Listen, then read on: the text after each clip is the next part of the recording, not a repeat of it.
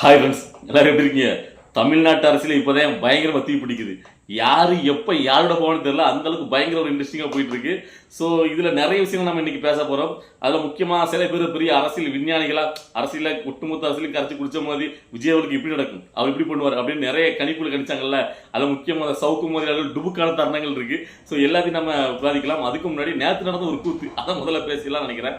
அதாவது மதுராந்தகத்தில் பிரதமர் மோடி தலைமையிலான என்டிஏ கூட்டணி கட்சிகள் சேர்ந்த தருணத்தில் எடப்பாடி பழனிசாமி அவர்களும் டிடி சேர்ந்த தருணம் ஒன்று இருக்குல்ல, ரெண்டு அண்ணன் தம்பிகளுடைய பாச பிணைப்புகள். ஸோ அதை பற்றி கண்டிப்பாக நம்ம பேசியே ஆகணும். அதை பார்த்த உடனே முதல்ல எனக்கு தோணும் என்ன கேட்டிங்கன்னா, நம்மை போல நெஞ்சம் கொண்ட அண்ணன் தம்பி யாரும் இல்லை அப்படிங்கிற மாதிரி தான் மாநகரத்தனமாக இருந்துச்சு. அந்த பாட்டை பாட வேண்டிய தருணம். ஏன்னா நக்கலை நம்ம பாடுறோம். என்ன கேட்டிங்கன்னா, சில மாதங்களுக்கு முன்னாடி சில நாட்களுக்கு முன்னாடி வந்து பார்த்தீங்கன்னா டிடி பேசும்போது அந்த 10 தோழி பழனிசாமி தான், பழனிசாமி சொல்ல மாட்டார், 10 தோழி பழனிசாமி தான் அவர் கூட கூட்டணி சொல்றீங்களா, அது கூட்டணி வைக்கிறதுக்கு நான் தூக்கு போட்டு தொங்கிடலாங்க அப்படி.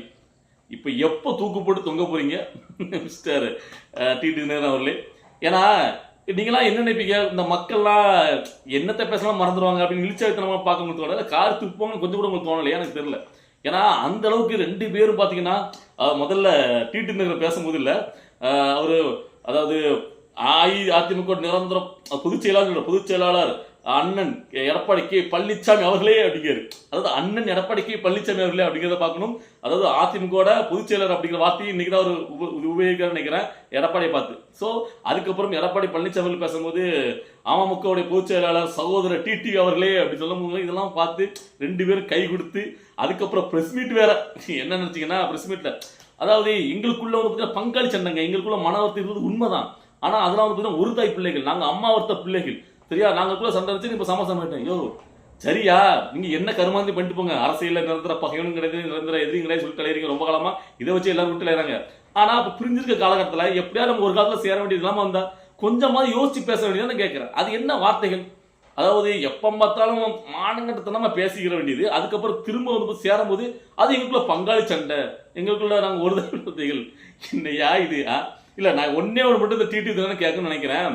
அதாவது அமமுகங்கிற கட்சி என்ன மாணவக்காக ஆரம்பிக்கப்பட்டது, நான் அதே மட்டும் கேட்கிறேன். எதுக்கு ஆரம்பிச்சா தெரியும்ல, இந்த ஏஎம்கே அந்த அம்மா மக்கள் முன்னேற்ற கட்சி எடப்பாடிட்டு இருக்கிற அந்த கட்சியை டேக் ஓவர் எடுக்கிறக்காண்டி, அதாவது அவர் டேக் ஓவர் பண்ணிட்டார்ல, அது திருப்பி அதை நாங்க அந்த கட்சியை திரும்ப நம்ம வாங்கணும், திரும்ப எடுக்கணும். அந்த டைம்ல அவர் அப்படிதான் பேசியிருப்பார். எடப்பாடி இருக்கிற அந்த நம்ம அந்த அதிமுக திரும்ப நம்ம எடுக்கணும், அதை நம்ம எல்லாரும் ஒழுங்கு பழையபடி கொண்டு வரணும் அப்படின்னு தான் அந்த கட்சி உருவாக்கப்படுச்சு. அதை அங்கிருந்து கொடுக்குறக்காண்டி நல்லா புரிஞ்சுக்கணும். ஸோ இப்படி பேசிட்டு இப்படி ஆரம்பிச்சு கடைசியில அவரு என் அண்ணன், நான் தம்பி, எங்களுக்குள்ள எந்த ஒரு இதுவும் கிடையாது, பங்காளி சண்டை தான் அப்படின்லாம் பேசுறதுக்கு எப்படியா மனசு வருது? இல்லை எனக்கு புரியல. அப்போ அதாவது மக்கள் எல்லாத்தையும் மாத்துருவாங்க, இதுவும் தமிழக மக்களுடைய நலனுக்காக, அமமுக கட்சியோட நலனுக்காக. ஒன்னும் நலனுக்காக கிடையாது. தமிழக மக்களுக்கு நீங்க ரெண்டு வச்சால என்ன நலன் வந்துட போது தெரியாம இருக்கிறேன். முழுக்க முழுக்க இது உங்களுடைய நலனுக்காக, உங்களுக்கு ஏதோ நல்லது நடக்க போது, நீங்க கேட்டது கரெக்டா இருக்கும். நீங்க விஜய் காட்டி அப்படி அப்படியே விஜய் பெருமைப்படுத்தி பேசிட்டே இருக்கீங்க. இப்போ உங்களுக்கு சாதமா நீங்க நல்ல டீல் பேசிட்டீங்க, அதான் உண்மை. மற்றபடி இதுல வந்து இப்போ இந்த கூட்டணி கட்சிகள்லாம் இதுல சேருதுல்ல, இதுல எந்த ஒரு நல்ல விஷயமும் மக்கள் நடக்க போறது கிடையாது. இதுல வந்து எந்த ஒரு மாற்றமும் கிடையாது. எல்லாரும் சொல்லிடுவாங்க, இது வந்து திமுக எதிர்க்கணும், திமுக அறையில் உட்காரக்கூடாது, அதனால நாங்க எல்லாரும் ஒன்று சேர்ந்திருக்கோம். சரி, திமுக எதிர்த்தாச்சு, திமுக தூக்கியாச்சு, இப்ப நீங்க எல்லாரும் வந்து அப்படியே மாற்ற கொடுத்துருவீங்களா? என்ன மாற்றம் இருக்க போது? மண்ணாங்கண்டையும் கிடையாது எனக்கு தெரிஞ்சு. இதுல வந்து என்ன சொல்றது, ஒன்னே ஒண்ணுதான். அதாவது பாத்தீங்கன்னா அதிமுக ரொம்ப நாளா ரொம்ப பலவீனப்பட்டு கிடந்துச்சு. அதிமுகன்னு ஒண்ணுமே இப்ப இருக்கிற மாதிரி தெரியலப்பா. என்னப்பா அதிமுக இவ்வளவுக்குள்ள, அதாவது திமுக நல்லா அசுரபலமா இருக்கு, அதிமுக ஒண்ணுமே சொல்லிட்டு இப்போ திமுகவுக்கு போட்டியாக அதிமுக நிக்குது. அந்த எல்லாரும் ஒண்ணு சேர்ந்து கொஞ்சம் பலமா இருக்கீங்க, அது ஒண்ணுதான். மற்றபடி இதனால பெரிய மாற்றமோ இல்லை மக்களுக்குள்ள எதுவுமே நடக்கிறது கிடையாது. என்ன அவங்க 1000 சொன்னாங்க, நீங்க 2000 சொல்றீங்க. என்ன இதனால வந்து பாத்தீங்கன்னா வேலைவாசி போல ஏத்துற போறீங்க, இதான் நடக்க போகுது, சரியா? சோ இதுல வந்து பாத்தீங்கன்னா மக்கள் இதெல்லாம் பாக்குறீங்கல்ல, நல்லா புரிஞ்சுடுங்க. இங்க இந்த பழைய அரைச்சமாவே தான் அரைக்காங்க. இவங்க என்ன வேணா மானத்துட்டாங்க. அதுல எடப்பாடி சொன்ன விஷயம், அதாவது எங்க வந்து கேள்வி வைக்கல, நாங்க நல்லா இருக்க பிடிக்கலையா, இல்ல சண்டை வரும் பாக்கீங்களா, நாங்க மன வருத்தது இருந்து உண்மைதான் இப்ப சேர்ந்துட்டோம், இவ்வளவுக்குள்ள கேட்கறீங்க, அங்க போய் கேட்பீங்களா திமுக வைகோ திமுக என்ன மாதிரி கேவலமா பேசிட்டு திரும்ப சேரலையா, காங்கிரஸ் என்ன மாதிரி சண்டை போட்டாங்க, மிஸ்ஸாவை கொண்டு வந்தாங்க அப்படி இப்படின்னு அவரு. ஐயோ அதாயா, ரெண்டு ஒண்ணுதான், இதுல வந்து வித்தியாசமே கிடையாது. திமுக எப்படி அதே மாதிரி அதிமுக, இல்ல எந்த இது வந்தாலும் தமிழக மக்களுக்கோ நாட்டுக்கோ எந்த ஒரு மாற்றமும் கிடைக்க போறது கிடையாது. அதே மாதிரி காலகாலமா இந்த திராவிடங்க ஆட்சி பண்ணிட்டு இருக்கும், அவ்வளவுதான். இதுல எல்லாரும் பாத்தீங்கன்னா அவங்களோட தேவைக்கு போயிட்டு அதுல போய் கூட்டத்தில் சேர்ந்துட்டாங்க, அதான் உண்மை. ஸோ இப்போ இவங்க எல்லாரும் ஒன்னா சேர்ந்து அதிமுக ஒரு அணியா நிற்கிறது, திமுக ஒரு அணியா கூட்டு சேர்ந்து நிற்கிறது. இது ஒரு வகையில விஜய் அவர்களுக்கு மிகப்பெரிய ஒரு நல்லது. என்ன கேட்டீங்கன்னா, இந்த இளைய தலைமுறை வாக்காளர் இருக்காங்கல்ல, அவங்களுக்கு வந்து பார்த்தீங்கன்னா பழையபடி மாறி மாறி திட்டிக்கிட்டு ஒன்று அதிமுக போறாங்க, இல்லைன்னா மானங்கிட்டு போய் அதுக்கு முன்னாடி அதிமுக வந்து அப்படியே திமுக போய் சேர்றாங்க, தாய் கழகம் திமுக போறாங்க. ஸோ இதெல்லாம் பார்த்து பார்த்து சளிப்படைஞ்சு விஜய் தனியா நிற்கிறது நல்லதா இருக்குப்பா அப்படின்னு இளைய தலைமுறைகள் ஓட்டு விஜய் ஒரு பக்கம் போகும். அது ஒரு நல்ல விஷயம். இதுல வந்து பாத்தீங்கன்னா நம்ம அடுத்தவள பேச போறது கேட்டீங்கன்னா, இங்க நிறைய இந்த அரசியல ஒட்டுமொத்த அரசியலும் கரைச்சு குடிச்ச இந்த அரசியல் விஞ்ஞானிகள் இருப்பாங்கல்ல, அதுல ஒருத்தர் இந்த இப்போ ரீசெண்டா அவர் வந்து பாத்தீங்கன்னா யாருக்கு ஆதரவா பேசிட்டு இருக்காரு, இல்ல ரொம்ப காலமாவே ஏடிஎம்கேயோட ஐடிவிக்காக செயல்பட்டு இருக்காரு, மறைமுக ஐடிவின்னு வச்சிருங்களேன். அவருடைய எல்லா இன்ப துன்பங்களையும் அங்க ஏடிஎம்கே தான் கவனிச்சிட்டு இருக்காங்க. ஸோ அதனால விஜய் அவர்கள் அப்பப்போ தூக்கி பேசுற மாதிரி பால்களை போடுவார். ஏன்னு கேட்டீங்கன்னா அவர் நடுநிலைமையா இருக்காரா அப்படி காட்டணும்னு நினைச்சிட்டு பேசுவாரு. அதுக்கப்புறம் விஜய் அவர்களை பார்த்தீங்கன்னா மொக்க பண்ணுவாரு.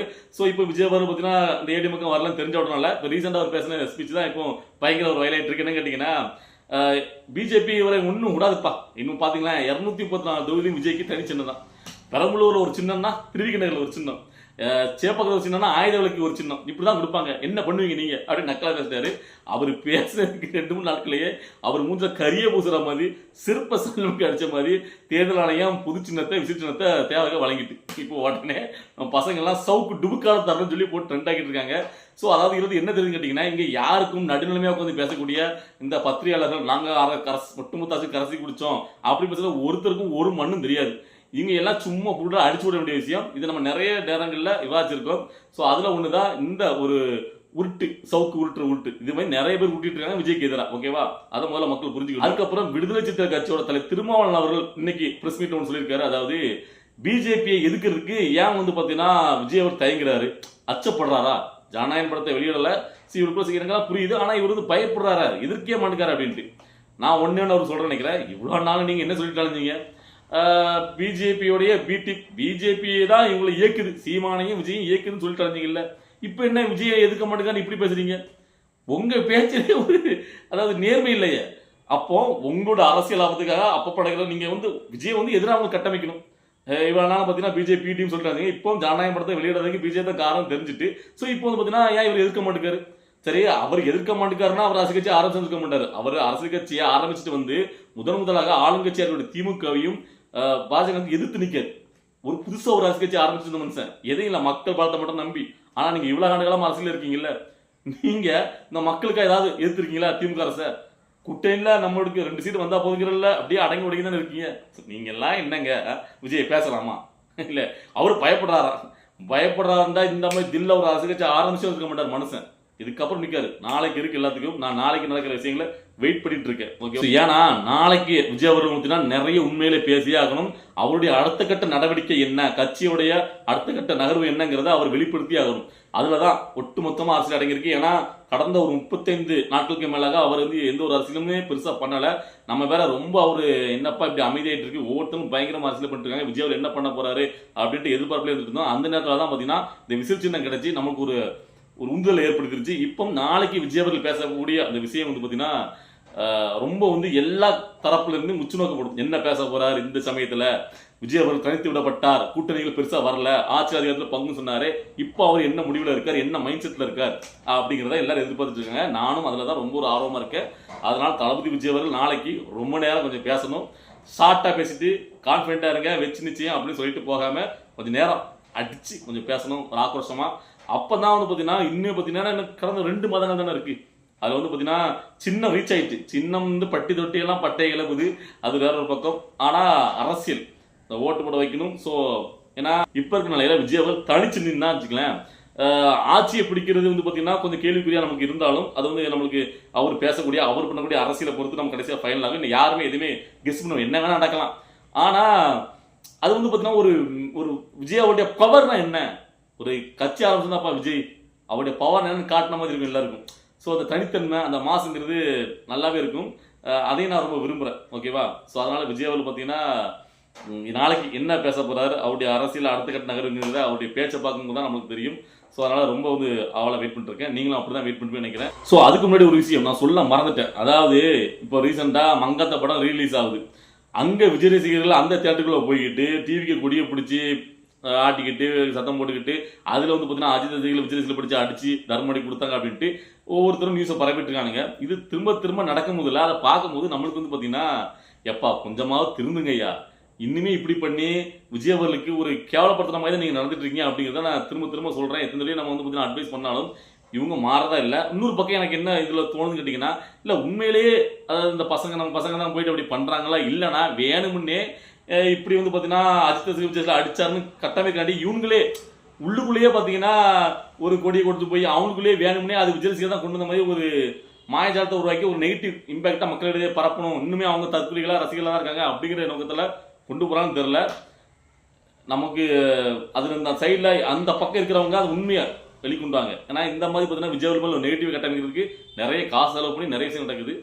ஸோ அதனால அப்படி கூட இருக்க வாய்ப்பு இருக்கு. என்னதான் இருந்தாலும் சரி, தளபதியோட ரசிகர்கள் தொண்டர்கள் இன்னும் பார்த்தீங்கன்னா ரொம்ப ஒரு கேர்ஃபுல்லாக இருக்க வேண்டிய தருணம்.